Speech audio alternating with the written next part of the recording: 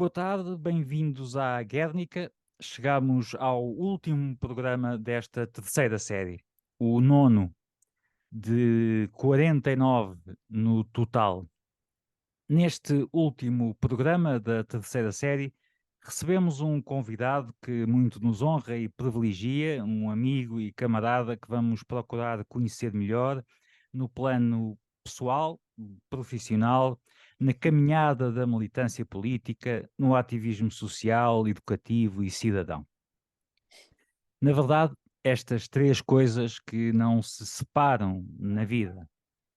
É João Ricardo Dornelles, com 68 anos, nascido no Rio de Janeiro, doutor em Serviço Social pela Universidade Federal do Rio de Janeiro em 2001, mestre em Direito pela Pontifícia Universidade Católica do Rio de Janeiro em 1984, graduado em Direito pela PUC do Rio de Janeiro em 79, professor do Programa de Pós-Graduação em Direito da PUC no Rio, coordenador-geral do Núcleo de Direitos Humanos do Departamento de Direito da PUC, também no Rio. Faço esta distinção porque também existe em São Paulo. Coordenador brasileiro do convênio entre a PUC do Rio e o Centro de Estudos Sociais da Universidade de Coimbra, em Portugal. É membro do Instituto Joaquim Herrera Flores e é membro da Associação Brasileira de Juristas pela Democracia, que conhecemos por ABJD no nosso falar vulgar. É membro fundador e ex-diretor nacional da Associação Nacional de Direitos Humanos, é membro da Comissão Estadual da Verdade do Rio de Janeiro entre 2013 e 2017, pesquisador da Cátedra Unesco PUC Rio, Direitos Humanos e Violência, Governo e Governança. É ex-diretor do Departamento de Direito da PUC do Rio, de 2002 a 2005, e membro fundador da Rede Latino-Americana de Direitos Humanos e Seguridade Pública. Tem experiência académica nas áreas do direito público, criminologia, direitos humanos e sociologia jurídica. É bolsista de produtividade em pesquisa e pesquisa no Conselho Nacional de Desenvolvimento Científico e Tecnológico. Acho que disse bem. O seu percurso de militância política, social, cidadã, começa no movimento estudantil entre 74 e 79. É militante da Ação Popular Marxista-Leninista, a APML. Muitos de vós terão já ouvido apenas a designação AP, porque aqui ficou mais conhecida, e é militante do Partido dos Trabalhadores. Entre 1977 e 1985, a militância na área da Baixada Fluminense, no Rio de Janeiro, junto com comunidades de favelas e área rural. De 85 a 94, coordenador-geral do Projeto de Educação e Direitos Humanos no Brasil. É membro da Rede Brasileira de Educação e Direitos Humanos. Boa tarde, João. Muito obrigado por te ter aqui conosco. É para nós, como disse no início, uma enorme honra e privilégio e encerrar esta série de debates que quisemos dedicar ao Brasil. E, portanto, muito Boa tarde, obrigado. Diz. boa tarde, Frederico, né? Muita satisfação de estar no seu programa, né? Com Guernica e, ao mesmo tempo, também conversar um pouco, né? Sobre a militância. Eu tive a oportunidade de acompanhar, né? Essa série anteriormente. Então, estou à disposição, né? Para o que for, para a gente conversar um pouco. Estamos muito gratos. Do outro lado da linha, em Belfast, está o Chris Hazard, que nos irá acompanhar no som nesta nossa entrevista. E já agora dizer que atrás de mim está um presente do João Ricardo, um dos vários presentes com que gentilmente o João me concedeu, e um deles que tem um significado tão só como isto. É um movimento do MPT, do Movimento dos Trabalhadores Rurais do Brasil. É um dos maiores movimentos sociais do mundo, do globo, e creio que será do conhecimento de todos a sua ação profundamente engajada, corajosa, e quando digo corajosa, no limite da própria vida, do arriscado da própria vida. E já tantos a perderam. Escusado será lembrar novamente, Chico Mendes, todo o processo que foi o seu assassinato, bem, tantos outros que se calhar nem conhecemos. Então, eu acho que seria interessante mantermos sob a égide do MST, esta nossa conversa. E a primeira coisa que gostava de saber de ti é uma curiosidade pessoal, mas que creio que dá que pensar. Aos 9 anos, aos teus 9 anos, instalou-se uma ditadura militar, creio que são 9, não é? Se Aham. fiz bem as contas, aos 9 anos instalou-se a ditadura militar. Eh, Como é que tu sentiste isso? Como é que era a tua infância antes, com a tua, Uhum. o universo que te rodeava? Se tens memória desse momento, o que é que um menino de 9 anos assiste, neste caso no Rio, mas essencialmente olhando para o seu próprio país, a ser tomado por aquela vaga esmagadora, não é? Bom, eu vivi, né, quer dizer, na verdade eu, né, vivi todas as etapas da ditadura em fases diferentes da minha vida, né. Eu enquanto criança, né, adolescente e adulto, né. Adulto, quer dizer, primeiro jovem adulto e o adulto já avançando. Não cheguei, logicamente, à velhice em ditadura, mas peguei todas as fases. Bom, eu venho de uma família, né, mais imediata, meus pais, enfim, e meu núcleo familiar mais próximo, de classe média próspera, né. E principalmente num país como o Brasil, em que existe um apartheid social histórico, em que fazer parte das classes médias, sempre nos aproximava muito das classes muito ricas. Então, para a sociedade brasileira, às vezes, né, um desavisado não conseguia distinguir um pouco essas fronteiras que são mais definidas, possivelmente nas sociedades europeias, né.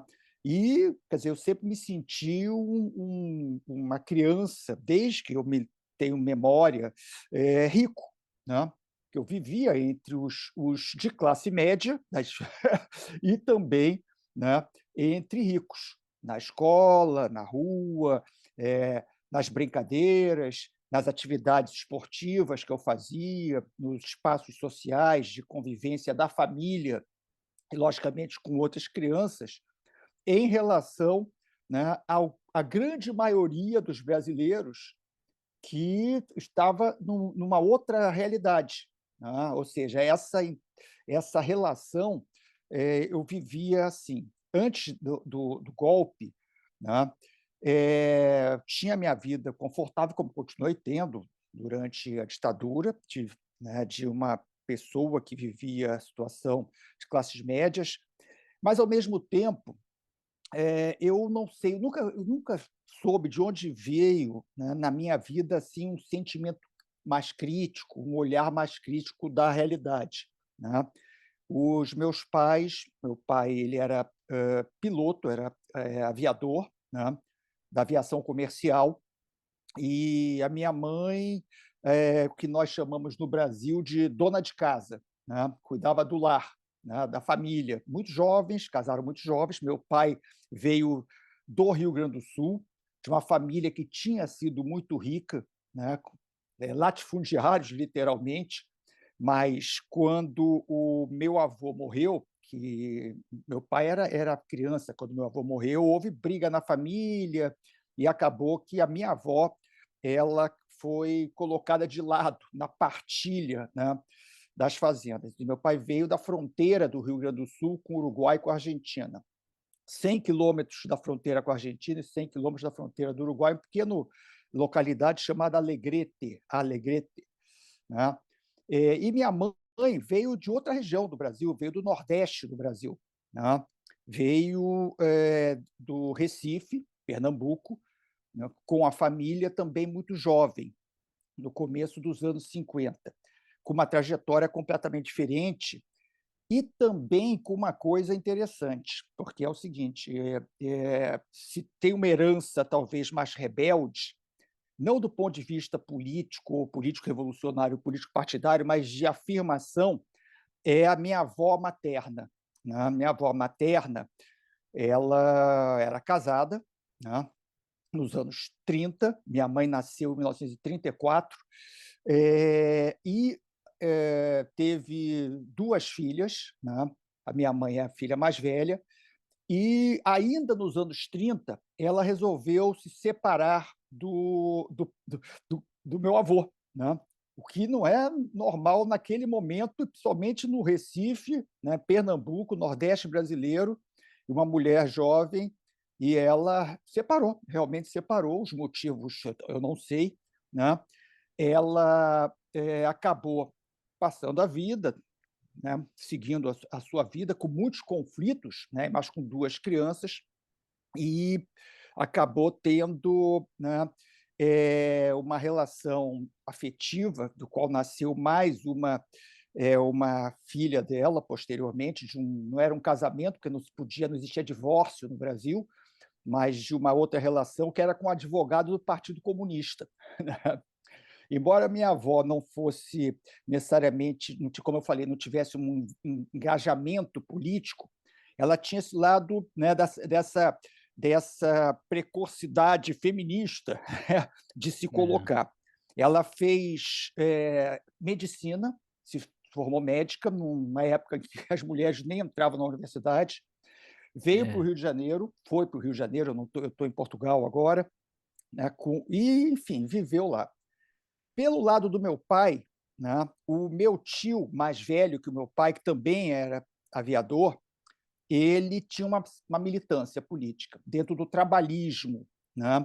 Primeiro o trabalhismo varguista. O Vargas no Brasil, para quem estiver vendo de fora, tem a ambiguidade latino-americana de lideranças políticas que têm um pé à direita, às vezes até com cores fascistas ou fascistantes, mas também que abriu, como peronismo, uma ala à esquerda, né?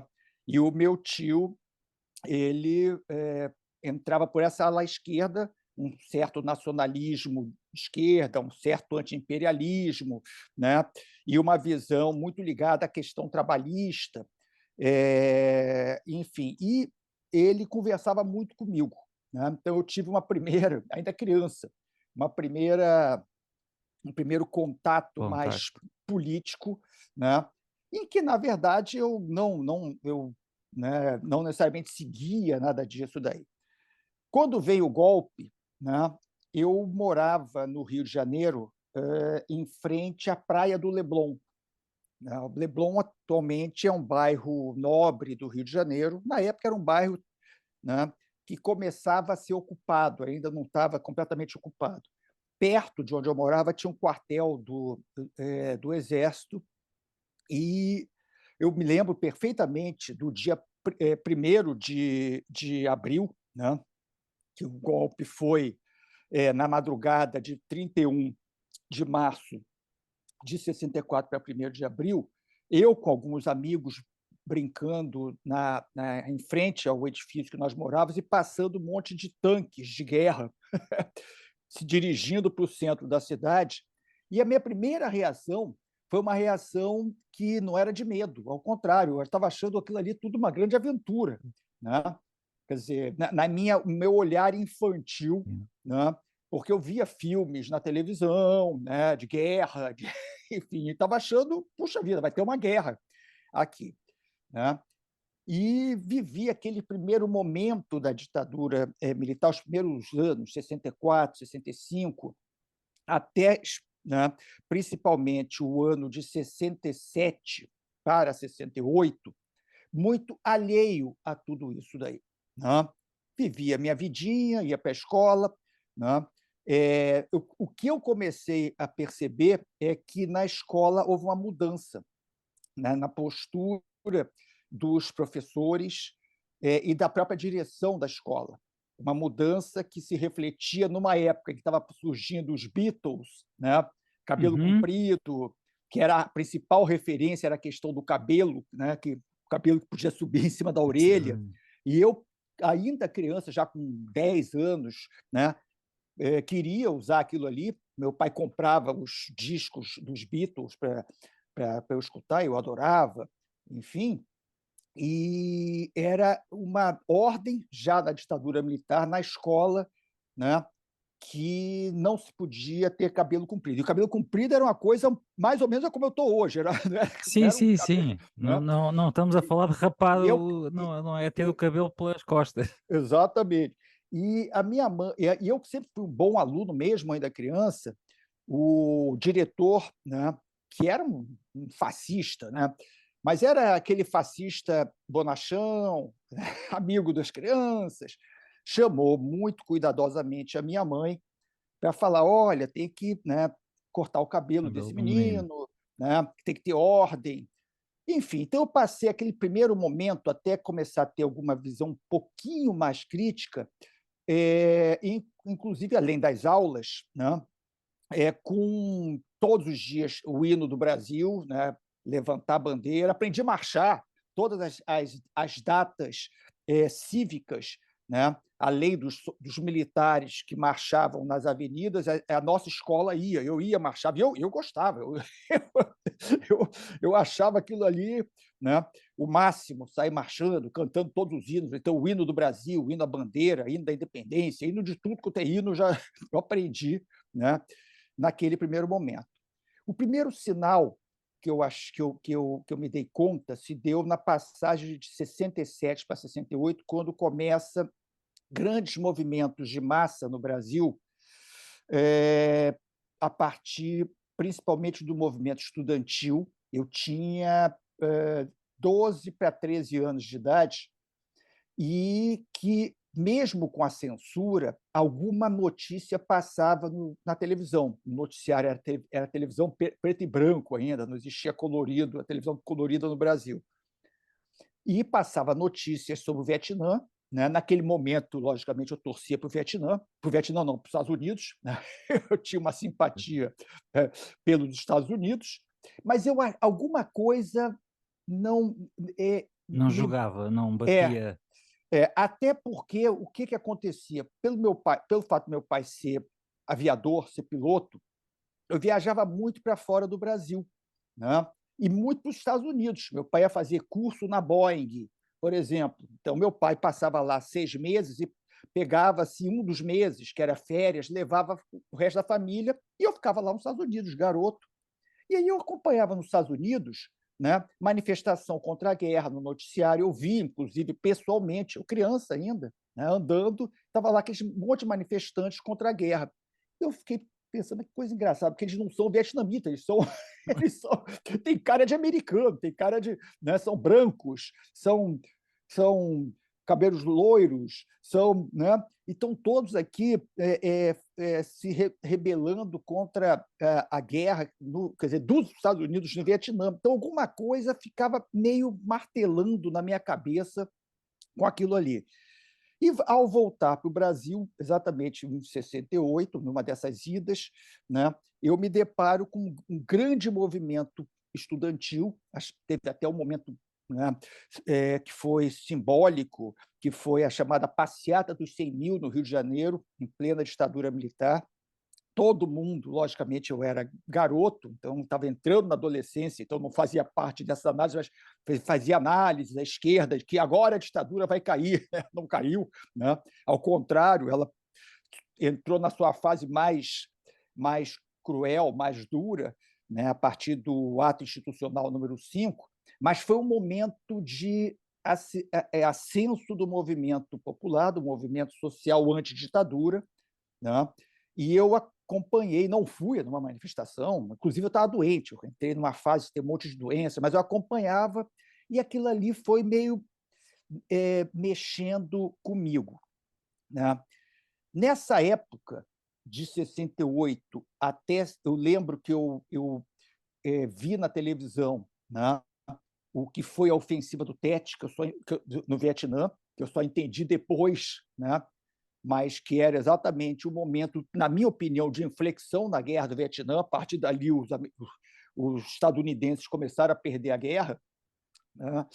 E, ao mesmo tempo, eu assisti e eu não vou falar que eu passei a ter simpatia pelos vietnamitas, mas eu comecei a ficar meio falando: olha, tem alguma coisa errada. E veio também a notícia do massacre de My Lai, né?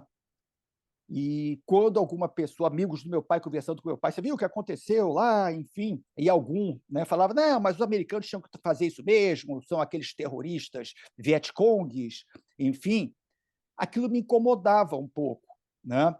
Porque talvez eu falasse o seguinte: se fosse militantes, né, da Frente de Libertação Nacional do Vietnã do Sul, até poderiam ser mortos, né? Mas eram civis, Eram eram civis, crianças. claro. Então, a minha primeira sensibilização se deu num certo humanismo, né? Uma visão mais humanista e que, de certa maneira, foi aproximando. Eu lembro que em 1969, por aí, meu pai também foi aos Estados Unidos e trouxe uns rolos, que era uma coisa de música, é, com o Bob Dylan, né? Era gozado. Meu pai mas ele tinha uma certa sensibilidade, bem ou mal. E eu gostei muitíssimo, adorei, né? Blowing the Wind, não sei o quê. E aquilo ali eu escutava, Mexeu. mexia com alguma coisa em mim, né? E eu fui vivenciando. E uma outra coisa importante: eu fui atleta, primeiro nadador, né? Nadador de competição oficial, enfim, de ter disciplina, e posteriormente eu fui remador, né? Do Flamengo, tanto na natação como no remo. E nós éramos ainda crianças, um técnico na natação, que era o Rômulo, né? E tínhamos alguns amigos que também nadavam é, com a gente, enfim. E aconteceram 2 episódios exatamente no momento em que a ditadura militar ela se tornou mais dura, né? Ela fechou a partir do ato institucional número 5, que foi esse técnico. Ele simplesmente, né, chegou um dia que falou: olha, o Rômulo, que era o nome dele, era Rômulo, o Rômulo não vai vir a partir de agora, porque né, ele teve uma proposta. Inventaram uma história, porque ele tinha uma militância política, não sei qual era a organização, né? Poderia ter levantado, mas, né? E ele foi preso.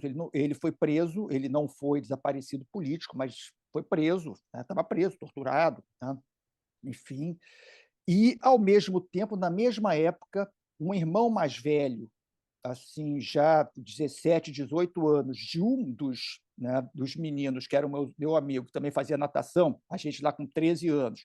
O irmão mais velho, né, também foi preso, né? E aí eu escutava, eu ficava ligado nas conversas dos adultos.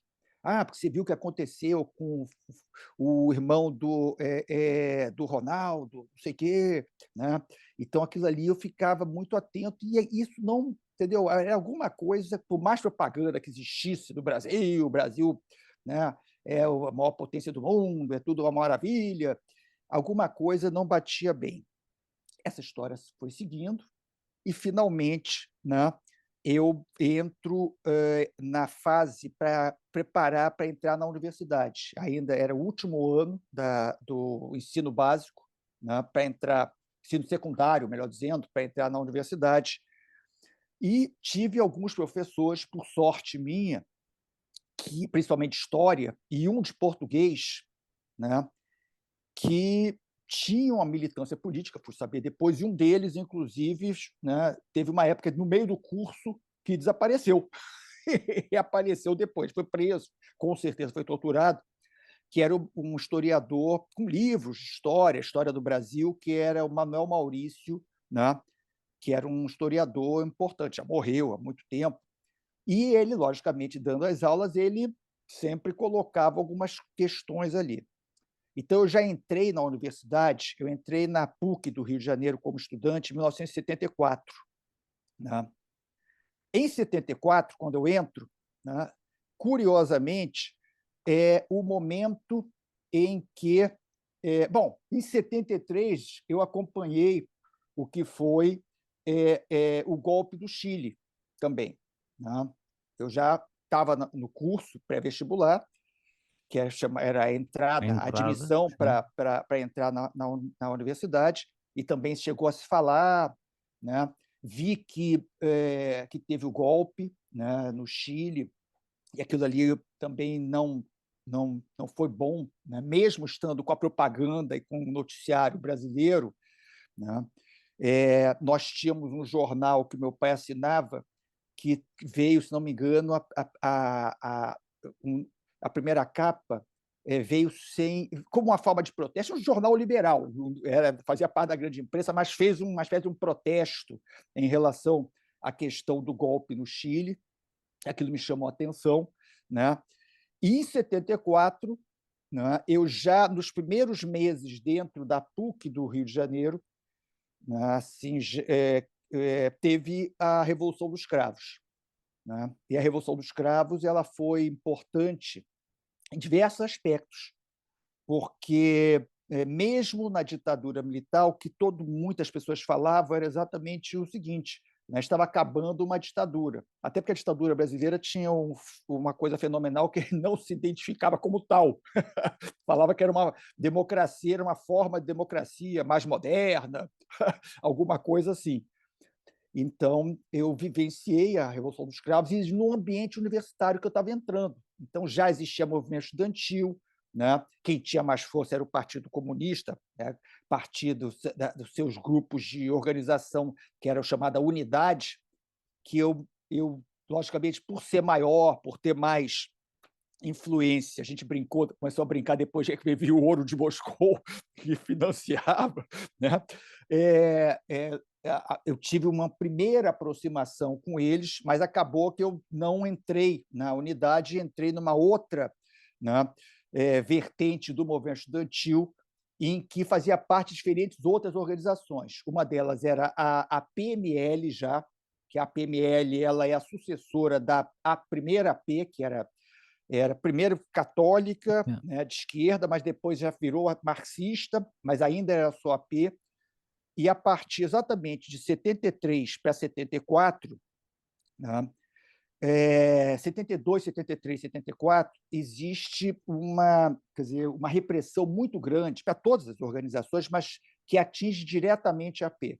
Né? Nós temos uma análise que é o seguinte: a repressão a partir do AI-5, do Ato Institucional número 5, né, final de 68, entrando em 1969, 1970, o primeiro grande embate deles foi com as organizações que estavam na luta armada. Né? MR8, a LN, o PCBR. Já agora, Né? só uma coisa para quem Ah, nos está a ouvir, quando tu ah, falas só para que as pessoas compreendam o contexto de agora, aham. quando falas do Partido Comunista, estamos a falar do partidão, não é? Do Partidão, Partido Hoje Comunista. as pessoas estão eventualmente mais divididas entre aquilo que será o PCdoB e o É, PCB. Só explicar que houve cisões, separações dentro desse partido e os outros já são partidos que se formam mais tarde. exatamente, Ou seja, o exatamente. PCdoB e o PCB nasce de uma cisão do próprio partido, os outros já são organizações constituídas na altura. Parte dessas organizações que foram para a luta armada, parte foi também cisão do Partidão, do Partido Comunista Brasileiro, né? Mais pró-soviético, por motivos variados. Por exemplo, o PCBR, Partido Comunista Brasileiro Revolucionário, né? A VAR Palmares, né? A LN, né? Onde estava o Marighella, o MR8, enfim, diversos desses partidos. E tinha outras vertentes da esquerda. A AP não vem do Partido É Comunista isso, claro. Brasileiro, né? Ela vinha de uma militância católica, que eu não peguei, eu era bem criança, né? E ela faz uma virada nos anos 60, e aí não só, quer dizer, isso aí atingiu católicos de esquerda pelo mundo afora, na França, em diversos locais, e uma parte do pessoal da AP, né, em 1965, se não me engano, foi para a China, né? Foi para a China. Houve um debate interno que acabou tendo um racha dentro. Eu não sei se em Portugal se fala racha também. Houve É uma é, cisão, sim. uma cisão, né? Porque um grupo se tornou mais guevarista, E o do outro qual mais maoísta. o Alípio O de Freitas Alípio, exato. era mais esse grupo que foi para o PR, acabou indo para o PRT, né?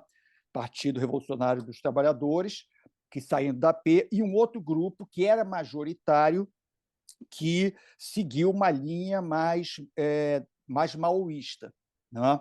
E, logicamente, quando eu entrei na AP, a partir de 74, enfim, já era uma PML, né? E a PML que tinha ainda alguma coisa que vinha desse maoísmo, mas que estava em trânsito, né, para embora com o nome marxismo-leninismo, mas que já incorporava leituras de Gramsci, né, de Poulantzas, Althusser, começava a pegar outras referências variadas, né? Inclusive começando a fazer uma crítica ao próprio stalinismo e às experiências, né, do chamado socialismo real, e também, né, em relação à própria discussão sobre as estratégias relacionadas com a Revolução Brasileira, né? Não era só a AP que fazia isso, né? Claro. Outras Mas, organizações também. João, só aqui um pontinho de referência, que, em primeiro lugar, os ditadores tinham razão, ou seja, o contacto com o exterior deveria ser algo evitado, Uhum. a comunicação com o exterior, o saber o que se passa no mundo, e creio que essa reflexão é uma coisa que podemos eventualmente trazer para os dias de hoje, Uhum. onde numa situação teoricamente diferente, esta das democracias burguesas ocidentais, Uhum. nós começamos a ter cada vez menos, ou pelo menos de uma forma límpida, informação sobre o que se vai passando nos outros sítios. E Exato. recordar que a maior parte, a esmagadora maioria das pessoas que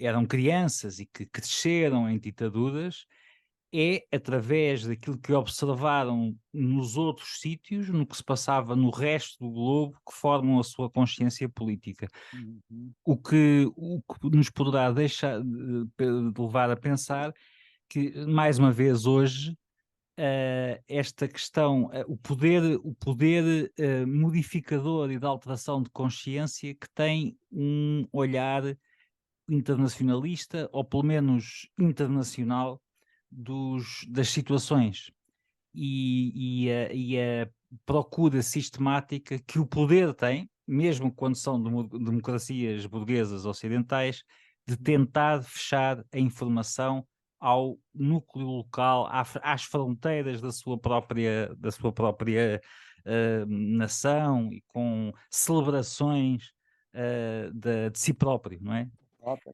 Outra questão que me parece curiosa, no caso da ditadura brasileira, que é o facto de ser uma ditadura militar sem um ditador carismático, sem uma figura central. Ou seja, exemplos, temos muitos: Pinochet, Salazar, Valera, Franco, Hitler, etc. Ou seja, as ditaduras fascistas, na generalidade, tiveram figuras carismáticas, algumas até quase pelo absurdo, e hoje, quando as vemos, é quase impressionante isso, No caso do Brasil, não teve. E, Exatamente. e gostava era só marcar este pequenino ponto, porque isto é uma característica que me parece continuada. A dificuldade de perceber, no caso brasileiro, na América Latina, uma coisa que agora eu me creio que está generalizada em todo o mundo, que é perceber como um regime ou poder se pode organizar de uma forma tentacular, opressiva, sem recorrer a figuras carismáticas de centro, que é o que no fundo hoje vai acontecendo com o capital, por exemplo. Uhum, E o Brasil, a ditadura brasileira tem isso de muito particular, de ter sido uma das mais férreas, cruéis, difíceis ditaduras do mundo, sem ter recorrido a figuras, há figuras conhecidas, claro, mas não havia um líder carismático, nem que fosse meio fantoche ou qualquer coisa do género. exatamente.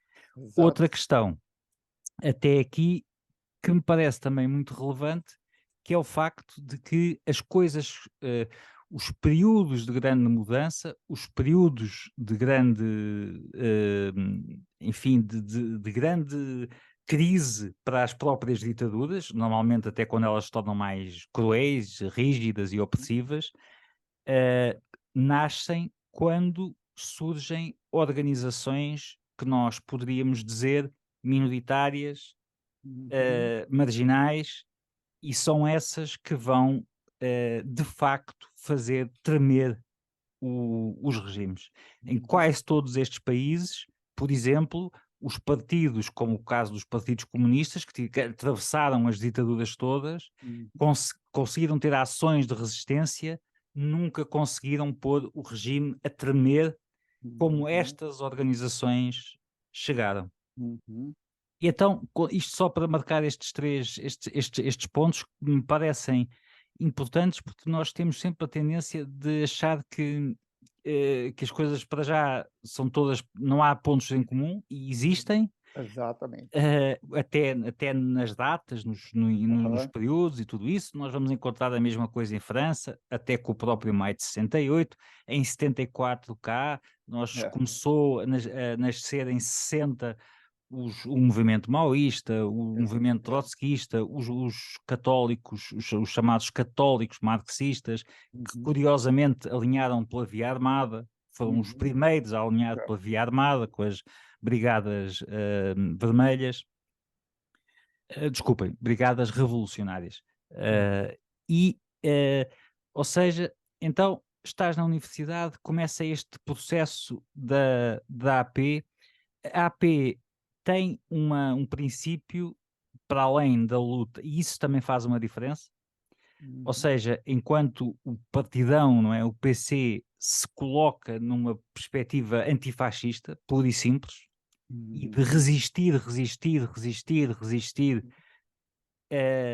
a AP é uma das organizações que põe uma outra questão, que é Exatamente. não só resistir, não só resistir, mas vencer, ou seja, ter a ideia de que resistir não é vencer, resistir é importante se nós tomarmos uma ação de Uhum. vitória, e a segunda coisa é a revolução. Estou Uhum. errado Ex Tá ou estou certo, certo? tá Como, certo. como é que isto se põe? Existiu a AP era uma organização grande, porque ela teve uma base muito forte, né. Então, embora não fosse do mesmo tamanho que o Partidão, Partido Comunista, Brasileiro, ela tinha muita base social, principalmente em 2 campos: movimento estudantil, então muitas lideranças, né, importantes que hoje já morreram, estão bem velhos e enfim, vieram da AP. Outros vieram do Partidão, outros vieram, enfim, então a AP ela tinha muita base estudantil, muita base, possivelmente pela influência católica original e maoísta posterior, muita base camponesa, né. Então, no meio urbano era mais classes médias, né, mas não muito em movimento operário, né, operário urbano, mais trabalhadores de classes médias, enfim, estudantes, professores, e no meio rural, camponeses, né. no Nordeste, em diversos locais. Existia uma certa pulverização de uma quantidade de organizações, algumas menores, outras nem tão pequenas, mas que, com a derrota da luta armada, né, que foi o primeiro grande embate da ditadura, não que não reprimisse a AP ou aquela, que a AP acabou que teve uma discussão. Eu não participei porque eu ainda era adolescente, mas teve uma discussão, porque eu sei, né, porque o pessoal me contou, interna sobre se a AP, né, começaria o processo de guerra popular prolongada, a tática maoísta, né? Inclusive já estavam vendo alguns locais, que foi exatamente onde o PCdoB foi se instalar, na região do Araguaia. Tanto que uma parte da AP ela sai e vai para o PCdoB nesse momento, porque essa turma aí falou: olha, a via é armada. Né? E o pessoal que se manteve na AP diz o seguinte: olha, não está colocada, ao contrário. Nós quer dizer, essa questão, mesmo com um processo longo de preparação para a luta armada. A questão agora é ir para as bases, né? E um processo longo de organização, longo do ponto de vista revolucionário histórico, que esse longo pode mudar na conjuntura a qualquer momento. Mas, em Claro. princípio, vendo o seguinte: a ditadura ela teve vitórias agora, do ponto de vista, inclusive, militar, está tendo vitória econômica, as classes médias estão felicíssimas com o chamado crescimento brasileiro, o milagre brasileiro. O Brasil é tricampeão do mundo de futebol, né, propaganda, enfim. E quem é de esquerda está sendo caçado na rua. Né? Então, quer dizer, o momento não é. Quer dizer, eu não estava presente, mas fizeram análise que aquele momento não era para ir para a luta armada. E quem estava na luta armada, que eram diversas organizações que vieram, muitas delas do Partidão, né? Também acabaram mudando a sua tática, que passou a ter a ação armada ser uma ação quase como se fosse um moto contido, como forma de tentar salvar as pessoas que estavam presas. Então, quer dizer, não era para derrubar o regime, isso no primeiro momento era. Passou a ser o seguinte: olha, né, nós vamos sequestrar o embaixador tal, porque assim a gente negocia para tirar nossos companheiros que estão presos. E vão para Cuba, vão para o Chile, vão para a Argélia, enfim. Então, passou, quer dizer, a luta passou a ser essa, né, para salvar quem estava preso. Então, quer dizer, esse campo dessas diversas organizações, elas, né, nós todos, não só da AP, mas nós nos identificávamos para fazer uma diferenciação em relação ao Partido Comunista, o Partidão e o PCdoB, para tentar se diferenciar desses dois campos. Nós nos chamávamos de esquerda revolucionária. Nós éramos muito... E eles eram a esquerda reformista. Né? O PCdoB era reformista populista, porque... Né, O que aqui para nós não é muito errado dizer. Exato. Então, o PCdoB, a esquerda reformista populista, o PCB, o Partidão, são os reformistas, né? E nós somos a esquerda revolucionária. Só que existia diferenciação entre essas organizações. Um grupo delas, do qual fazia parte a AP, a Ala Vermelha, posteriormente o MEP é Movimento de Emancipação do Proletariado, enfim, algumas organizações faziam uma análise que não era só, como você colocou, a resistência à ditadura e uma luta antiditatorial pela volta à democracia.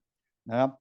Quer dizer, a gente procurava entender que, quer dizer, primeiro o seguinte: começar a deixar de lado a ideia do etapismo no processo da Revolução Brasileira, típico, né, do Partidão e de uma leitura tradicional dos partidos comunistas. A aliança com a burguesia nacional para fazer uma revolução democrática burguesa e, no caso, tendo uma ditadura, derruba a ditadura, se instala uma democracia mais enfim, com espaços de Avançada, democracia. a palavra na altura eram as democracias avançadas. Exatamente. E a questão do socialismo nem se tocava. Eu lembro de militantes do Partido Comunista no movimento estudantil, em assembleias estudantis, com presença de estudantes que não estavam em nenhuma organização, ao contrário, estava para ser ganho pelas organizações, mas que estavam ali por questões até estudantis, e eles tinham medo danado de falar em socialismo. Eu me lembro até hoje que foi uma graça, né, no meio da Assembleia, boa parte morreu de rir, porque era um dirigente estudantil importante do Partido Comunista, em que ele estava falando os seus argumentos, não sei o quê, e ele teve dificuldade de falar. E a questão do socialismo, como ele fala, isso daí todo mundo se deu conta de que ele foi difícil para ele falar, porque, entendeu? Para não É, assustar. E quando ele fala isso, a gente morreu de rir, né? Achamos uma graça danada. só, Finalmente! é verdade, mas e já agora só uma pequenina reflexão. Tu não te parece que nós, tantos anos depois deste debate, isso continua a acontecer? Ou seja, não é uma questão ultrapassada. Exato. Nós vemos, por exemplo, os partidos, os chamados PCs, que sobreviveram, e sobreviveram muitos, ao contrário do que as pessoas dizem, continuam a ter esta postura reformista, a apostar em imagens unitárias, de grande unitarismo, mesmo que não sejam verdadeiras, e a remeter o socialismo, a revolução, enfim, o fim do capital para uma coisa que nunca é debatida, que não Exatamente. existe, na verdade, e nós, esquerdas, etc., continuamos reféns desse não debate que nessa altura foi feito. Ou seja, é capaz de fazer algum sentido pensar que há consequência, há causas hoje para um debate que não se faz, mas que não, as causas não nasceram agora. Nascem muito num período de grande ebulição e grande, como são os anos 60 e 70, de grande discussão, em que uma parte fundamental dessas mesmas esquerdas se nega a esse debate e, talvez dizendo com alguma honestidade, continua a negar-se a esse debate, normalmente Exatamente. afastando sempre a dizer que não é o momento, que não estamos nessa situação, que etc, etc. Eh, Talvez seja Eu bom as concordo. pessoas Não, pensarem um bocadinho isto. infelizmente, na minha opinião, enfim, já nos anos 80, 90, entrando no século XXI e vindo até hoje, isso que se vivia naquele momento, eu acho que, infelizmente, até se ampliou, mesmo com espaços democráticos de uma sociedade burguesa, vamos chamar assim, de uma democracia burguesa, né? Quer dizer, naquela época, bem ou mal, todos os partidos, mesmo os reformistas, estavam discutindo o caráter da Revolução Brasileira. No caso do Brasil, no caso de Portugal, possivelmente estava fazendo a mesma coisa, no caso da França, da Argentina. Estava discutindo o que era aquela sociedade, talvez com erros, todos nós, ou alguns de nós. Né? Mas existia essa preocupação, coisa que não está existindo hoje. E se está existindo, é muito localizado, é um determinado grupo, uma determinada pequena organização, dentro de um partido maior, como o PT, um Tendências, grupo, sim. uma tendência que normalmente são as minoritárias, Sim, sim, sim. né? Sim. Enfim, que é discutir o seguinte, no caso brasileiro especificamente, o que é a Revolução Brasileira hoje? E quando fala revolução, é do ponto de vista marxista que está falando de revolução, não é sair dando tiro por aí, sem mais nem menos. Derrubar o governo, até porque esse governo a gente não quer derrubar, que é o do Lula. Né? Quer dizer, é no sentido do conceito mesmo marxista de revolução. Quer dizer, quais são as tarefas históricas, né, que nós temos no sentido da transformação dessa sociedade. Né? Quer dizer, isso daí não se discute mais, bem ou mal, e bem ou mal, porque com erros, com acertos, naquele momento se tinha essa preocupação. Por exemplo, definir que, enquanto o Partido Comunista tinha a sua concepção etapista, então o caráter da revolução, a revolução democrático-burguesa, né? Quer dizer, do nosso campo, que não era só da AP, a gente falava, não, o caráter da revolução é socialista. Né? Quer dizer, a luta contra a ditadura está dentro, quer dizer, e ela talvez seja uma coisa imediata, porque é uma ditadura aí, que é capitalista, Claro. que não é um capitalismo brasileiro específico, é um capitalismo articulado na divisão internacional do trabalho, num cenário E já global. sem falar isto para ter alguns pontos de referência de pessoas, numa outra discussão que ainda se faz, essa então nem sequer se propõe, se falarmos em figuras como Connolly, Trotsky, Aham, Gramsci, Rosa de exato, Luxemburgo, etc., que é a Revolução Mundial, não é? Essa exatamente, então já nem sequer se coloca na exatamente, pauta de qualquer conversa. exatamente, exatamente. E naquele momento, né, algumas organizações com elos mais próximos numa concepção internacional e internacionalista, algumas menos por motivos variados, né?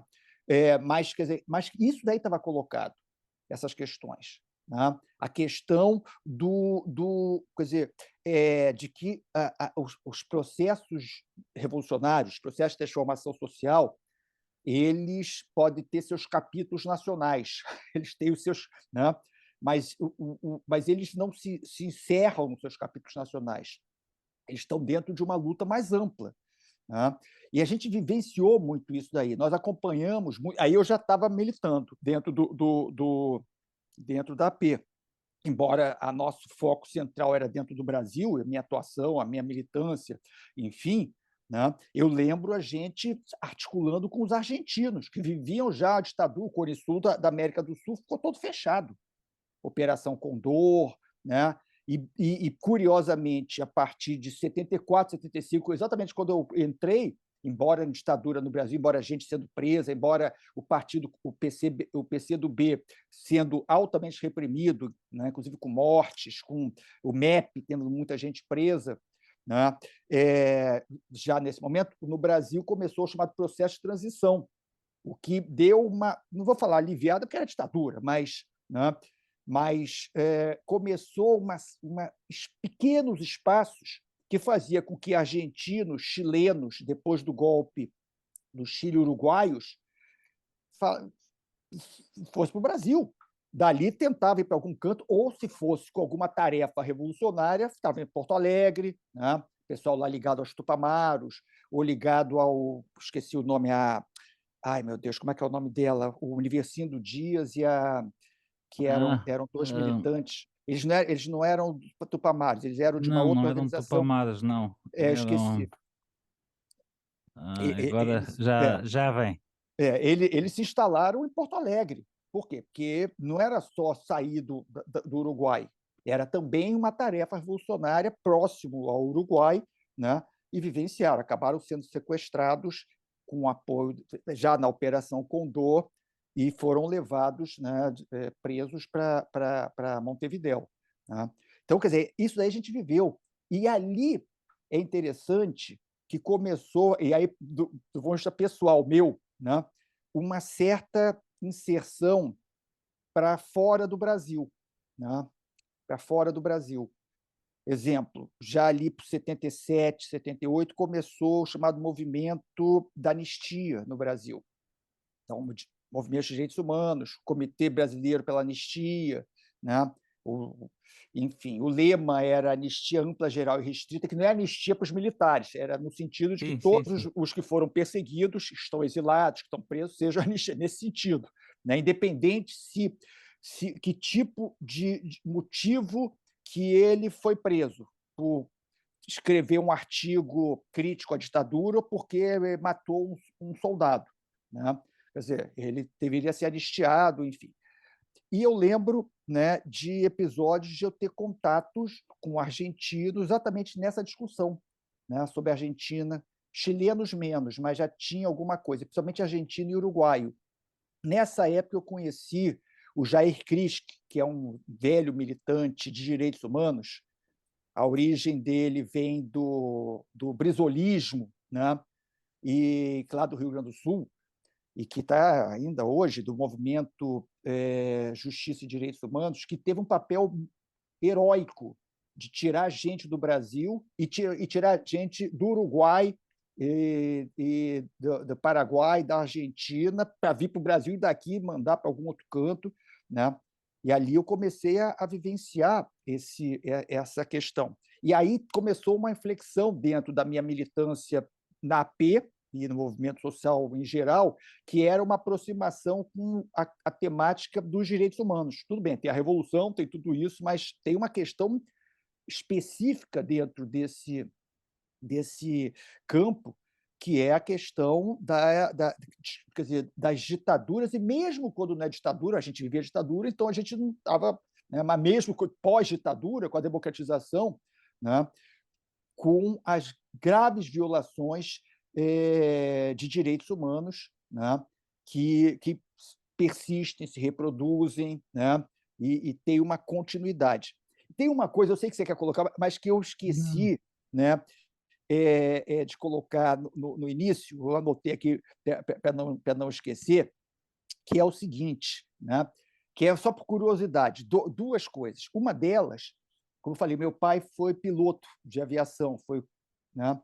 Em 1970, eu ia fazer 15 anos, né, e foi exatamente na época do meu aniversário, meu pai foi sequestrado para Cuba, o avião que o meu pai estava fazendo o voo, né?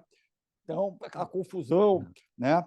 De repente, lá foi sequestrado para Cuba e foi para lá, eu ainda garoto, e era um final de semana, ele passou lá uns dias em Cuba, e ele falou, né, depois, quando voltou, porque é o seguinte, ele conseguiu, ele voou, e estava voando, estava indo para, sei lá, para onde que ele estava voando, e aí ele convenceu, né, o pessoal que estava fazendo o sequestro a fazer um pouso em Georgetown, na Guiana, para reabastecimento e para negociar a saída dos passageiros, enfim, né? O que foi muito complicado, mas diz ele que tudo bem, os passageiros saíram, só teve um passageiro, e só ficou só a tripulação, né? E o É. pessoal que estava fazendo o sequestro. Teve um rapaz que resolveu ficar e não tinha jeito, que ele queria ficar, não é pela causa, é porque ele era época do movimento hippie, né? E ele cismou que queria ir para Cuba e achando, né, aquilo ótimo, e não tinha jeito, e também não podia ficar esperando lá tirar o Queria, rapaz lá do queria avião na ficar no massa. Então sequestro. tá bom, vai embora para Cuba. Então ele foi para Cuba, passaram lá uma semana, não sei o quê. Quando sai de Cuba, né, o meu pai, ele é obrigado a sair de Havana e ir direto, em vez de começar a voltar para o Brasil, ir direto para Miami. Aí é a CIA, né? Claro. Vai direto para Miami, e aí ele passa lá uns 2 ou 3 dias em diversas reuniões, logicamente, com os órgãos de inteligência dos Estados Unidos, para falar como é que aconteceu, como é que foi em Cuba, para ver se meu pai não tinha nenhum envolvimento, né, É, com esse sequestro, e também tem informações. Voltam, e ao voltar, não volta direto para o Rio de Janeiro, né? O avião pousa em Manaus, na Amazônia. E em Manaus, eles ficaram um dia lá também, aí já com os militares brasileiros, da Força Aérea, dos serviços de inteligência, o CISA, né, que torturou muita gente, e o rapaz é muito preso. esquecido também, muito esquecido. É, Ninguém fala mais, não é? é.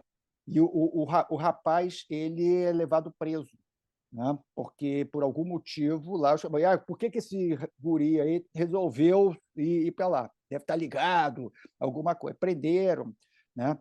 E eu acompanhei isso, porque o meu pai, né, como ele era hippie, ele fazia artesanato, então ele mandou para mim, seu filho vai fazer aniversário, mandou lá um troço de artesanato lá qualquer, deixou, meu pai trouxe, e meu pai ficou preocupado com ele. Uma questão, né, não era de militância, nada disso, era uma questão mais porque ele se afeiçoou pelo rapaz lá, e o rapaz ficou preso muitos meses, foi muito torturado, inclusive, quer dizer, qualquer forma de tortura é uma barbaridade, né? Eu sempre falo, a coisa mais indigna que pode existir é a tortura, né? Mas a pior forma de tortura, principalmente para uma pessoa que não tem nem ideia porque está sendo torturado. Quer dizer, É, né? O militante, ele sabe as regras do jogo, né? Infelizmente, contra o claro. fascismo. Quer dizer, então, esse episódio eu achei importante porque também eu era ainda adolescente e me marcou muito. Também pode ter sido também um elemento a mais, né, nesse aspecto. E o outro foi ainda antes de 64, 15 dias antes do golpe, eu fui para Belo Horizonte. O meu tio morava em Belo Horizonte, também gaúcho, né, meu pai, minha família toda, mas morava em Belo Horizonte. E eu fui passar lá uma semana, na Semana Santa, com o meu tio, né? E na sexta-feira anterior à Semana Santa, que eu já estava lá, foi o dia 13 de março, que foi o comício da Central, o último comício do Jango, do João Goulart, para as reformas de base, para anunciar que o governo ia continuar avançando nas reformas sociais, reforma agrária, né? E que foi feita na Central do Brasil, em frente ao Comando Militar, na época, atualmente é Comando Militar do Leste, mas atualmente, na época, eu acho que era Comando Militar do Primeiro Exército, alguma coisa assim, que era o principal comando militar do Brasil, né? Foi feito ali na frente. E eu, em Belo Horizonte, o meu tio, que era todo nacionalista, todo janguista, brisolista, ele botou a televisão para a gente assistir o discurso, o comício e o discurso do Jango. E aquilo me impactou muito, né? Tanto que eu tenho essa memória em relação a isso.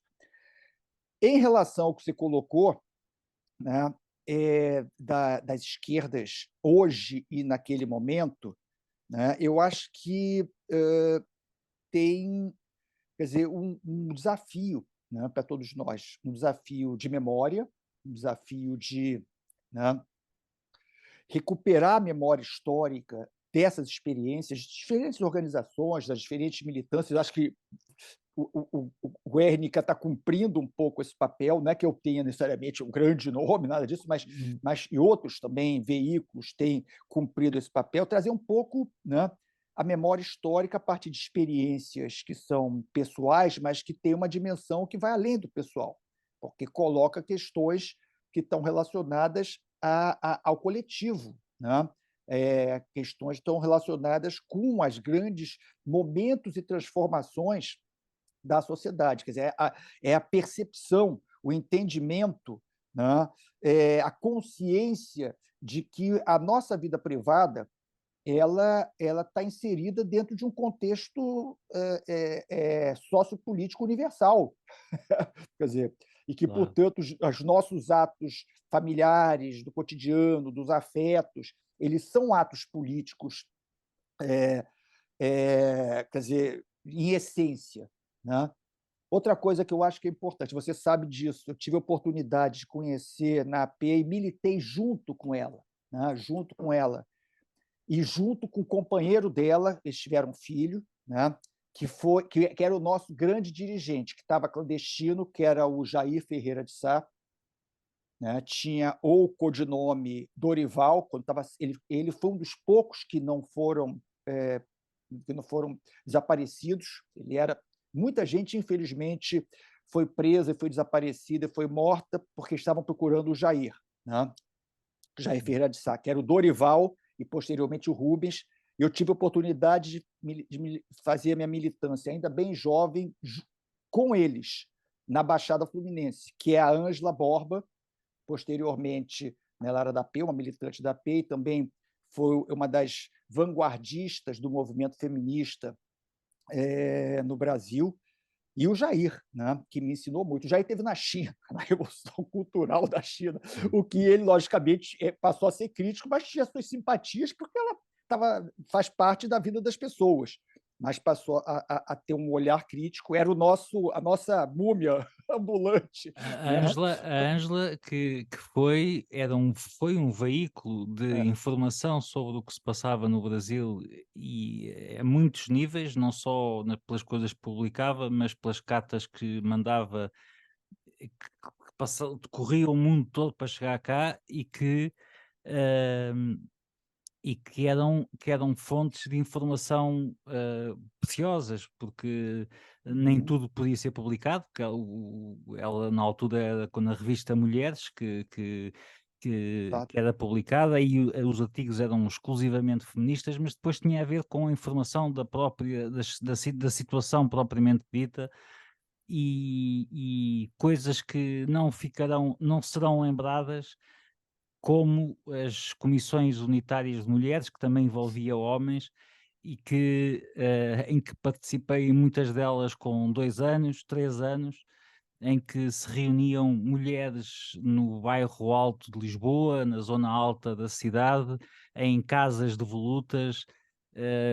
Juntavam-se bem 30, 40 mulheres a ler cartas de outras mulheres de várias partes do mundo, e essas mulheres que iam assistir eram prostitutas de rua, donas de casa, todas as pessoas lá estavam, e isto organizado por eram 4 mulheres que organizavam isto. Uma delas era a minha mãe, uma outra, Cezina Bermudes, que era obstetra e pediatra, que depois, desculpa, ginecologista e obstetra, que depois tratava desde partos, abortos, tudo e mais alguma coisa que ocorria, tanto com pessoas que estavam na clandestinidade, como prostitutas, como exatamente. etc. Uma outra mulher chamada Inês Fontinha, que criou os primeiros lares de acolhimento ilegais, na altura, completamente ilegais,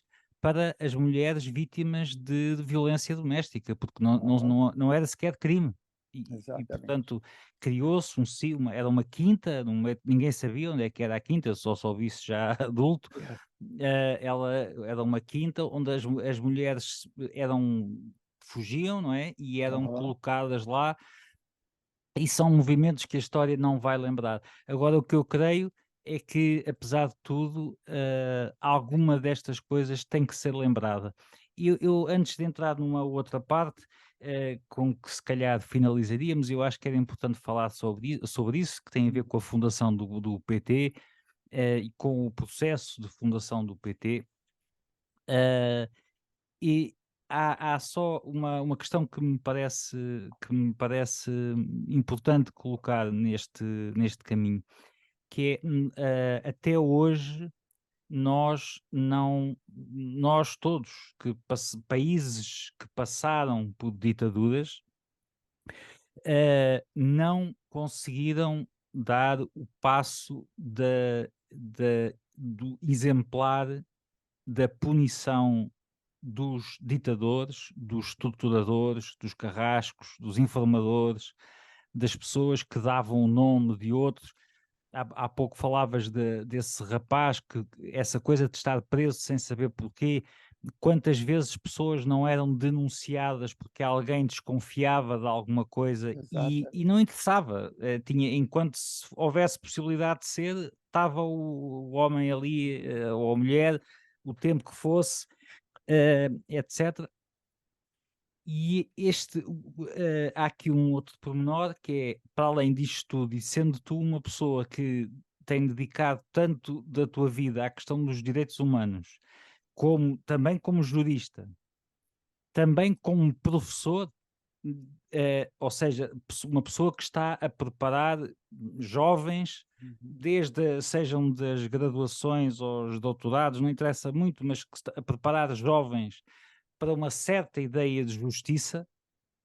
Depois não é exatamente aquela que ocorre no dia a dia, na prática da burocracia do tribunal, que é exatamente, outra coisa, mas, apesar de tudo, há uma ideia de ética, de justiça, que, que é transmitida, não é? Ou pelo menos deveria.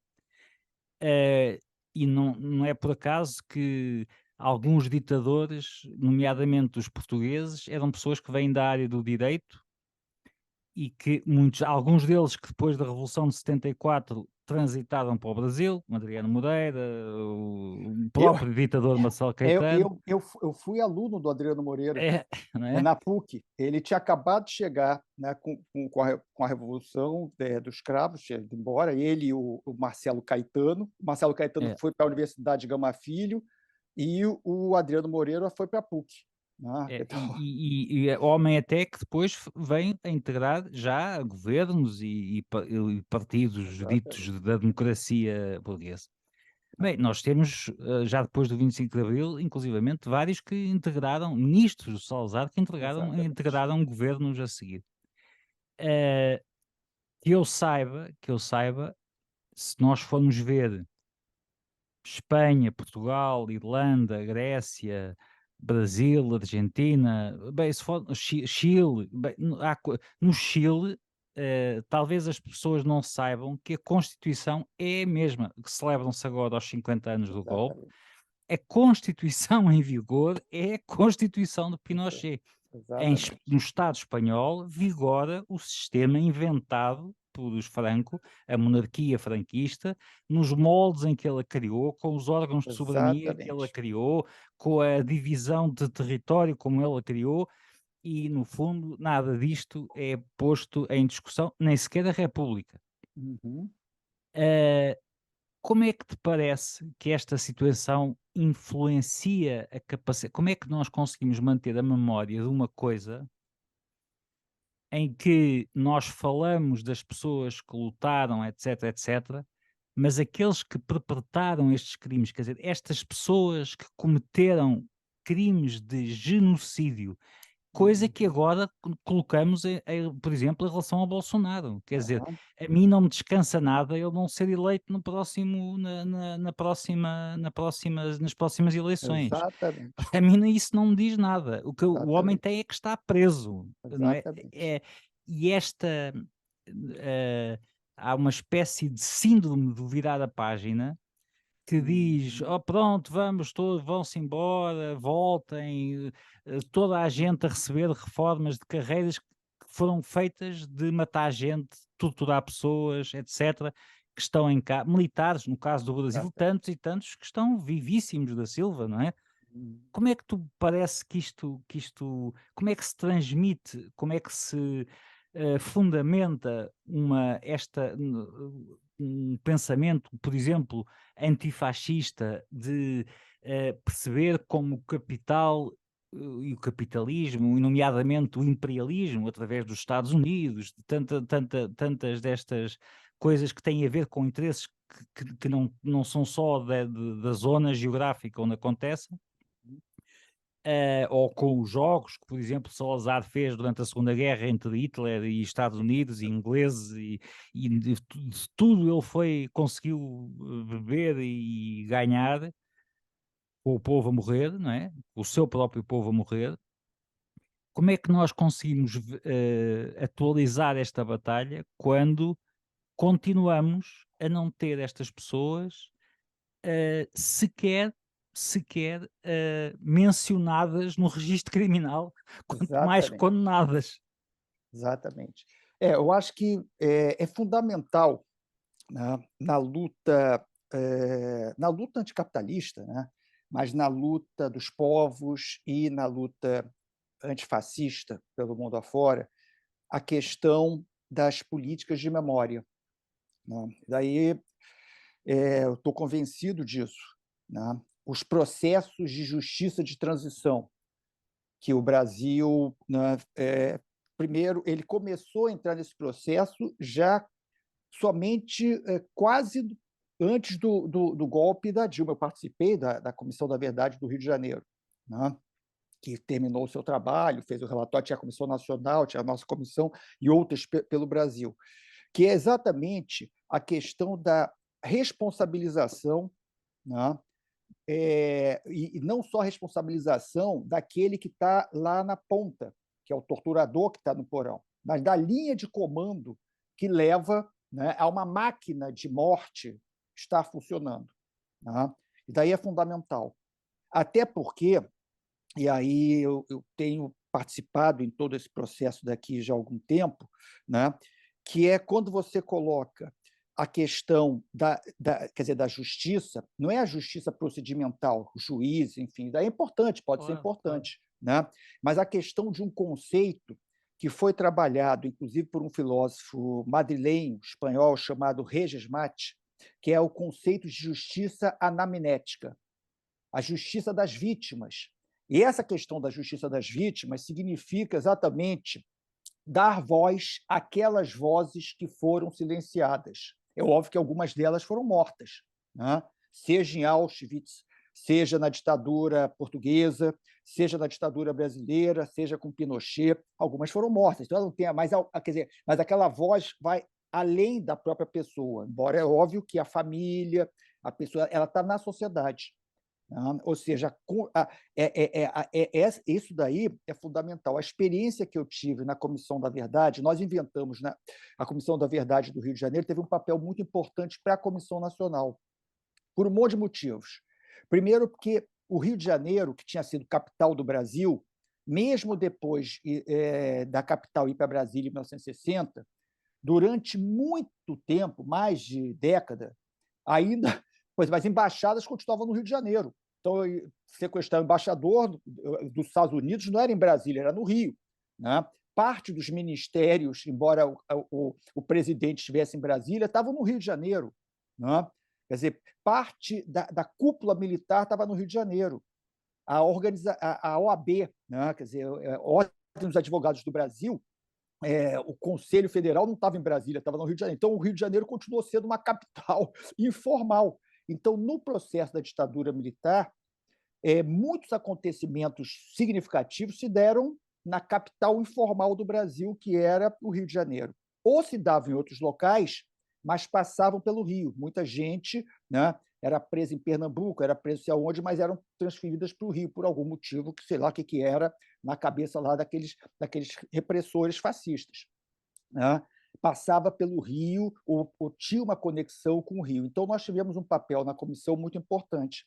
E nós, exatamente, né, na Comissão da Verdade do Rio, com essa concepção de justiça anamnética, inventamos, além dos depoimentos de torturadores, que nós, né, tivemos alguns que, né, porque nós tínhamos um poder de Estado, de convocação.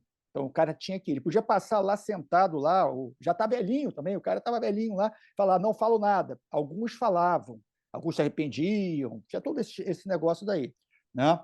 Mas nós construímos um outro espaço, que a gente chamou os testemunhos da verdade, que eram também espaços coletivos.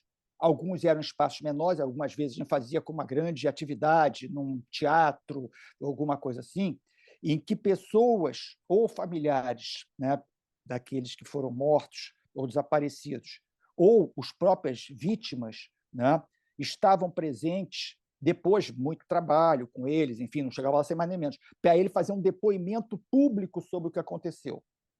E era interessante, embora nós não fôssemos juízes, nós éramos membros de uma comissão, né? A sensação que eu tinha que para muitos deles estava se fazendo justiça. Eles se sentiam, né? Quer dizer, eu tenho um episódio, se eu não passei para você, eu vou passar posteriormente, de um caso que no início da comissão chegou para mim, que tem alguns casos, infelizmente, também no nosso campo de esquerda, que ficam famosos. Fulano de tal, teve lá, foi preso, né? E alguns militantes, alguns casos de repressão que não ficaram famosos. Então, aconteceu e não virou livro, não virou filme, né? E chegou para mim uma moça, né? Uma moça não, da minha idade mais ou menos, né, que era muito jovem na época, em que ela simplesmente ela foi presa, muito torturada, bem jovenzinha, com 17, 16, 17 anos, que ela já estava tendo a militância, e teve 2 irmãos mortos, né? E ela veio comentar comigo, porque através de um pessoal lá chegou, e aí ela passou todos os dados, eu levei para a comissão e ninguém conhecia, mesmo pessoas da comissão que faziam assessoria para a gente, que foram presos políticos, que foram, né, falavam, a gente nunca ouviu falar disso, né? Quer dizer, e aí a gente foi, a Denise Assis, grande Denise, querida, né? Ela é excelente, ela é jornalista investigativa, né? E eu era meio chefão, né? A Denise levantou aquele negócio e nós fizemos todo o relato do caso que nós chamamos de Chacina de Quintino, que é um subúrbio do Rio de Janeiro, né? E onde foi morto um dos irmãos dela, ele, a mulher grávida, enfim, e outros militantes que foram cercados pelas forças de repressão. A Denise que continua, apesar de continua a ser a única voz que eu ouço a permanentemente continuar até a escrever no jornal, É, continuar a escrever sobre este caso nos jornais, exatamente. sem as pessoas darem grande É, ouvido, mas a é. continuar a A meter. Denise, ela é excelente. Então, eu acho que tem essa questão exatamente, né, das políticas de memória, né, ela é central na luta.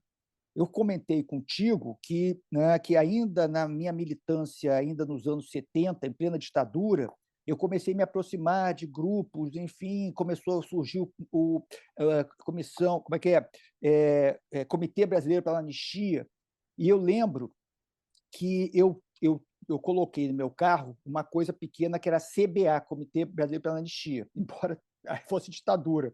Era um adesivo vermelho que estava no vidro de trás. E teve um dia que eu estava levando a minha mãe para a casa da minha avó, a tal minha avó, essa que era Sim. médica, né? Já morreu, enfim, e estava indo, dirigindo, levando a minha mãe. Estava um dia meio chuvoso, e estava meio engarrafada, era uma avenida de ida e vinda dos automóveis, e eu parava, vinha, parava. De repente, veio uma moça muito jovem, né, com outro rapaz, vieram, bateram assim no meu carro, eu até levei um susto, achei que. Né, e pegou um monte de livros e papéis e panfletos e me deu e foi embora correndo. Minha mãe ficou assustadíssima. Eu falei, não, mas deixa. Aí eu olhei assim, vi que era o pessoal, que era o pessoal uruguaio, né? Quer dizer, eles queriam passar a Passa. informação do Uruguai. Ela Claro. viu o CBA, falou, deixa eu passar para esse camarada ali. Claro. Enfim, então é fundamental essa questão da luta pela memória, né? Quer dizer, e a questão, por quê? Para não repetição. A questão, quer dizer, a luta é a seguinte: o eixo de luta é direito à memória, à verdade, à justiça anamnética, a justiça das vítimas, a voz dos silenciados, né? Reparação, então, reparação, às vezes até pecuniária, mas uma reparação moral. Né? O Estado, no caso brasileiro, português, pedir desculpas. Né? Quer dizer, mesmo que seja um Estado já democrático, aquele Estado democrático fala, foi o Estado brasileiro que fez isso. Então, desculpa. E também a não repetição.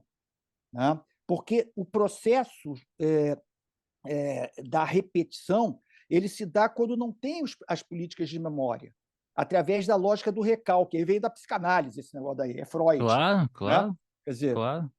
o virar a página é o trauma recalcado. O virar a página, né, é o É isso trauma mesmo. que não é verbalizado, que não é colocado para fora, que não é. Né? Quer dizer, e ao ser recalcado, ele entra num campo do inconsciente, vamos chamar assim, mas ele vai se repetir depois. Claro. Curiosamente, no Brasil, né, são dados estatísticos que muita gente fez na área da criminologia crítica e da questão de segurança. Em democracia, né, passou a se matar mais as forças de repressão, aí população pobre, trabalhadores, enfim, do que na ditadura. quer dizer, quer dizer, Sim, sim. e utilizando os mesmos métodos. Então, acho que tem essa dimensão que é fundamental.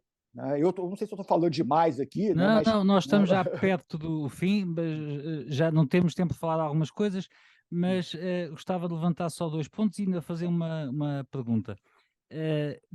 Só conheço 2, não há ou seja, esta, como nós falámos, não há uma punição real, mas há 2 casos que são particulares e que eu, apesar de tudo, gostava de referir.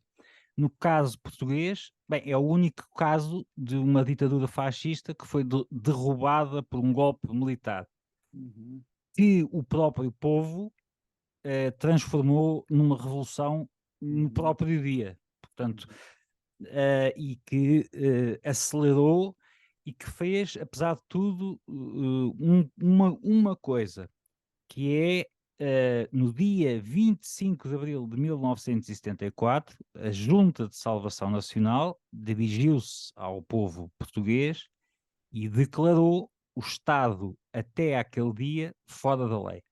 É Constituição fora da lei, e até os processos civis, porque um preso comum, julgado em ditadura, não é a mesma coisa do que um preso comum julgado em condições de defesa completa, etc. Quer dizer, não havia sequer advogados oficiosos, não Exato. existia nada.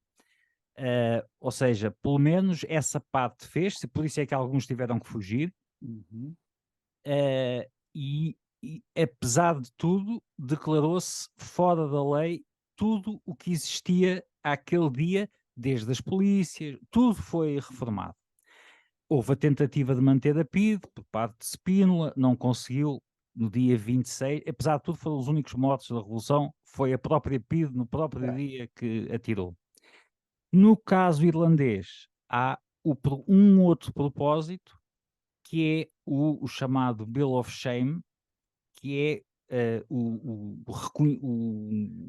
processo que desde 1921 se faz de ter uma lista completa e detalhada de todas as pessoas que foram presas, mortas, claro, mas eu nem digo isso, portanto, mortas, perseguidas, presas, torturadas ou que viram as suas vidas condicionadas. Uhum. E um advogado chamado Pat Finucane, que passou 40 anos da sua vida a levar a tribunal cada um destes nomes, com o nome das famílias, das moradas, as fotografias. Ele foi assassinado à porta da Suprema Corte, hoje é o filho que Aham. tem esse papel na mão, e é uma promessa de Connolly em 1916, quando disse que a única coisa que poderia prometer é que ninguém seria esquecido. Aham. De facto, hum, a única coisa que aquelas pessoas têm tido até hoje é verem os seus nomes escritos nas paredes das ruas, em placas, Uhum. e ter Uhum. um advogado, Exatamente. neste caso já é o segundo, que sempre que algum processo cai, continua este processo em dois países porque estão divididos pela partição. Só dizer que acho muito curioso que agora que o senhor Corbyn resolveu ser irlandês e propôs-se Aham. como candidato, É. e diz que tem a solução para a melhor Irlanda, e a sua primeira ação de campanha ter sido colocar uma placa ao senhor Michael Collins em Belfast, em Belfast. João, só duas últimas perguntas, porque estamos mesmo a Tá. acabar. Uma que tem a ver com isto. Nasce um partido chamado Partido dos Trabalhadores. Esse partido, no final dos anos 70, 80, é um partido com uma profunda ligação a Portugal, Uhum. no seu ato de fundação. Pessoas como eu, muitas outras, participámos nisso cá e depois lá, já o partido estava feito, já em Aham. ações de campanha concreta. A configuração deste partido, ou a formação deste partido, trazia uma coisa inédita até então, que era conseguir agregar forças de esquerda, de uma esquerda ampla, uma frente ampla de esquerda, Uhum. com tendências, evidentemente, com o direito de tendência, etc., mas com um caminho comum que levava à da reconstrução do pensamento socialista e até de uma nova consciência social do trabalho, por exemplo, Uhum. de uma nova consciência social da organização popular, de voltar a trazer a reforma agrária, o campesinato para a linha da frente dos combates. Há bocadinho falávamos do MST, tudo isto nasce numa mesma vontade, esta vontade que extravasou o Brasil, que trouxe um desejo profundo de construir uma alternativa que permitisse, por um lado, fazer essa revolução, essa reflexão, mas, por outro lado, também permitisse, quer dizer, não é um partido revolucionário programaticamente, mas permitisse também ter uma militância revolucionária sempre que essa oportunidade fosse criada pelos seus próprios militantes, evidentemente, não é isso, os partidos são instrumentos, não é? Não são as pessoas que os fazem, não é o contrário. A história já é longa. Se conseguisses sintetizar muito brevemente como é que nasce, qual foi o processo que levou à criação, à fundação e àquilo que foi o início deste projeto, que ainda dura e que provavelmente terá que se reforçar na sua forma de entendimento do Brasil e também da América Latina, pelo menos da América Latina. O PT, eu vivenciei esse processo, né, da formação do PT. Ele surge, como você mesmo colocou, de pelo menos três grandes vertentes, né? A vertente de um sindicalismo que procurava sair da órbita de um sindicalismo chamado pelego no Brasil, né? Que seria um sindicalismo oficialista, alguma coisa assim. O Lula era a expressão disso, principalmente a partir das greves de 77, 78, né, no ABC paulista, sendo o eixo central desse processo. Mas não só as chamadas comunidades eclesiais de base, né, que aí seria o setor católico de esquerda, naquele contexto, quer dizer, sob a égide da teologia da libertação, né, enfim, vai ter um peso muito forte, né, e aquele grupo que eu chamei, né, que era chamado por nós mesmos de esquerda revolucionária. Eu me lembro que nós vivenciamos uma discussão dentro da AP, né, quando começou a se organizar o movimento pró-PT, que ainda não existia o PT, né, foi organizado lá a partir do Lula, dos sindicalistas de São Paulo, o pessoal da igreja já se envolvendo, né, e as outras organizações também começaram essa discussão. O que a gente devia fazer? Né? Qual era a nossa... Está começando a existir um processo de democratização, nós fazemos um partido próprio, AP, a gente se junta numa frente junto com a Ala Vermelha, com os partidos revolucionários, a gente entra enquanto tendência da esquerda revolucionária dentro do PT, a gente se dilui dentro do PT, né? A gente não entra no PT. Teve até uma discussão dentro da P que era a seguinte, né? O nome ideal, né? A gente tem essa mania de querer de cima para baixo impor alguma coisa. O nome ideal não deveria ser PT, porque é só dos trabalhadores, deveria ser Partido Popular, porque é do povo inteiro. Então, teve essa discussão maluca, né, que não foi adiante. E só que, quer dizer, a gente tinha essas discussões, mas o PT começou a avançar e acabou que nós entramos no PT. Com essa característica, né, acabou que nós nos diluímos dentro do PT. Embora eu fosse um dos que, junto com o Jair, né, Ferreira de Sá, que era mais velho, enfim, que falava, não, a gente tem que manter a nossa identidade ali dentro. Embora nós tenhamos nos diluído ali, dentro do PT, o PT ele surge com essa característica, né, de, como se falou, uma frente ampla de massas, o pouco que é falado hoje Partido Movimento, embora seja um pouco diferente, o PT, na sua origem, tinha isso daí. Né? Ele tinha uma característica de, naquele momento, reunir diferentes tipos de movimento social, das feministas a movimentos de bairro, a um monte de gente que começou a se aproximar.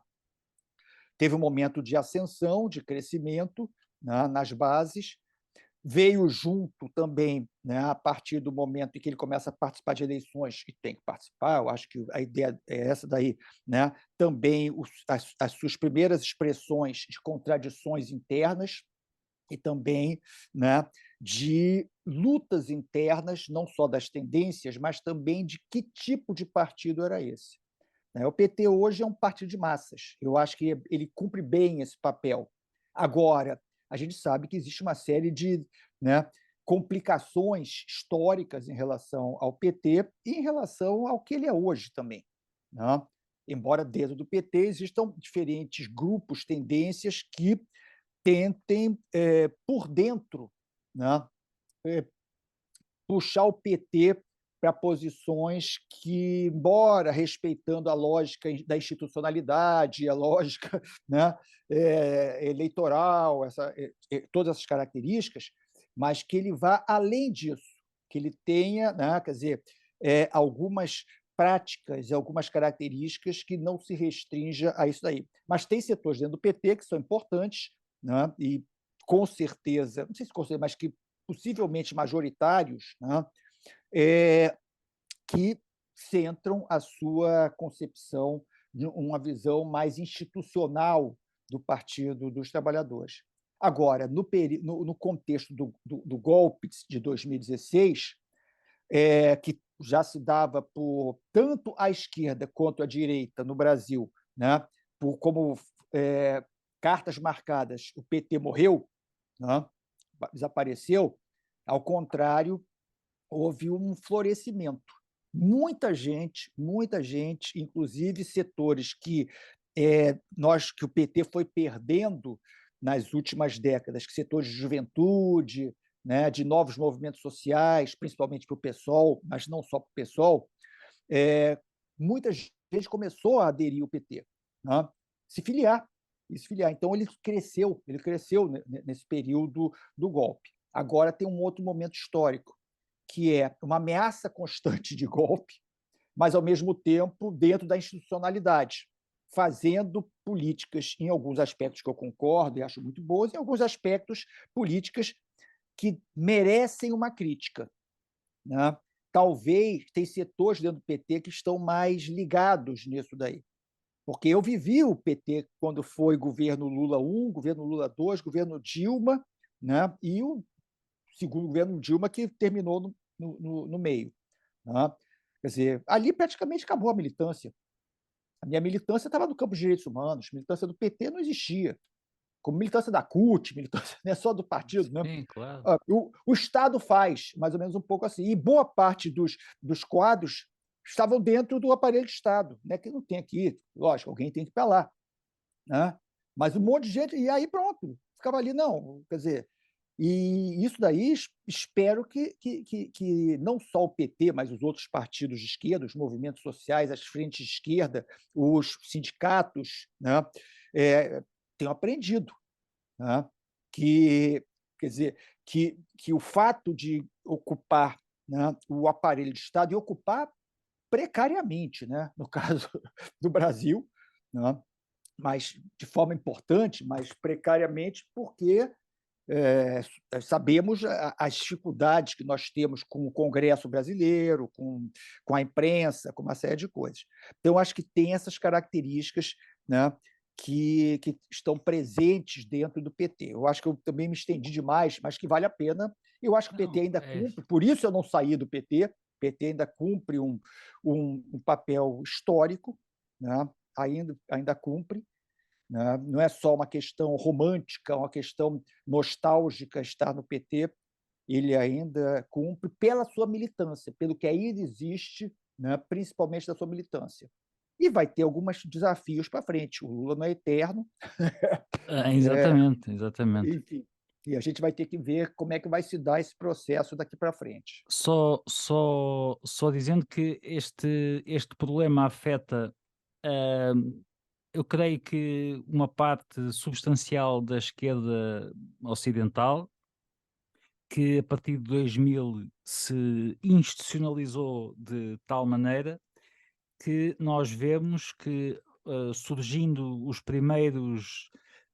primeiras contrariedades eleitorais que nascem com uma contestação ao sistema que se deixou vazia pela institucionalização, e nessas contrariedades eleitorais, os partidos da esquerda europeia, por exemplo, são um É, bom exemplo disso, se esvaziaram de tal maneira eh, em que já só havia deputados, já só havia vereadores, já só havia pessoas nas juntas nos municípios, já só havia exatamente, gente eleita exatamente.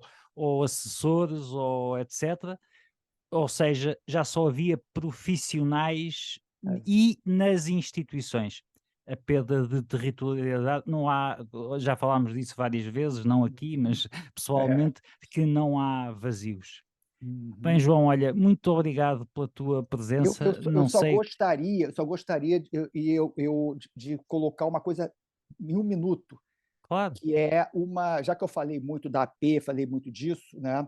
No, quer dizer, a partir dos ataques que o Bolsonaro fez ao Fernando Santa Cruz, um desaparecido político importante da AP, né?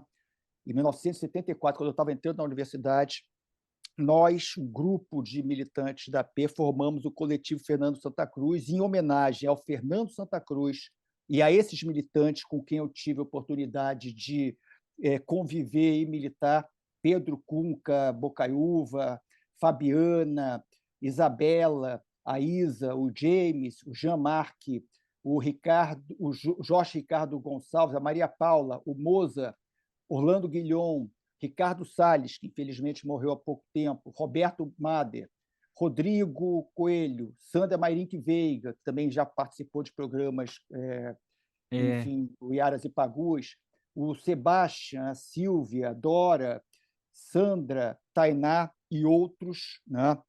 Em homenagem a esses meus camaradas e companheiros da PML e do coletivo Fernando Santa Cruz, né? A memória e a luta que continua. Obrigado. certo. Continuará assim, presentes aqueles que já partiram, assim as nossas memórias não se esvaneçam. Muito obrigado, João. Olha, é sempre incompleto qualquer conversa, mas agradecemos-te muito pela tua disponibilidade e poderes ter estado aqui conosco. Lembramos que dedicamos esta terceira série ao Brasil, aos seus povos e populações. Moveu-nos o propósito de, à nossa pequena escala, restabelecer redes de comunicação entre Portugal e o Brasil, redes que existiram durante 250 anos e que progressivamente foram caindo. Ao mesmo tempo, procurámos envolver outras comunidades da Península Ibérica, a Britânia, a Irlanda, Estados Unidos, Canadá, Austrália e África. Subscrevemos o internacionalismo como resposta à barbárie capitalista, assumindo a arte, a comunicação como alavanca desse compromisso diário pela felicidade, e que a revolução é um espelho de uma luta pela felicidade e que a revolução é socialista.